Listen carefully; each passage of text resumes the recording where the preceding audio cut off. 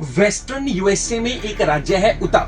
कल 10 सितंबर को यहाँ पर कंजर्वेटिव पार्टी की एक बड़ी रैली थी, जिसमें इनकी पार्टी के एक युवा नेता शर्ले कर्क की गोली मार के हत्या कर दी गई। कहा जाता है कि डोनाल्ड ट्रंप के काफी खासम खास थे। दोस्तों, अमेरिका की राजनीति में हत्या कोई नई नहीं है।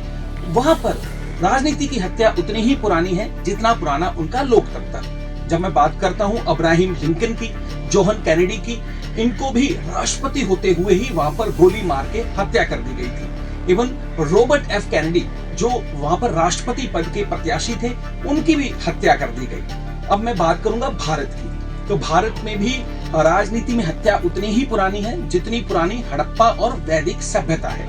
दोस्तों, जब बात करें आजादी के बाद, तो 1948 में ही महात्मा गांधी की नथुराम गोडसे ने हत्या कर दी थी गोली मारकर। उसके बाद 1984 में इंदिरा गांधी, उनके बॉडीगार्ड्स द्वारा उनकी हत्या कर दी गई थी, तो वो प्रधानमंत्री थी।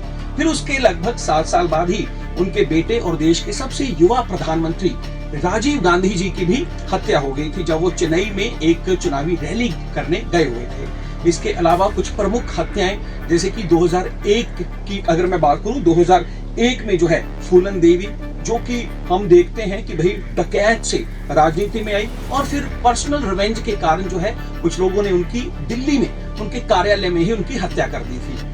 लेकिन दोस्तों, भारत और अमेरिका को अगर हम छोड़ भी दें तो कहीं पर 2007 में बेनजीर भुट्टो की बात करें, फिर दोस्तों कुछ ही महीने पहले जापान में शिंजो एबे, जो पूर्व प्रधानमंत्री थे, उनकी हत्या की बात करें, या फिर साउथ कोरिया में दोस्तों पार्क ली, वो वहां के प्रधानमंत्री थे, उनकी हत्या की बात करें, तो इतिहास राजनीति में हत्याओं से भरा हुआ है।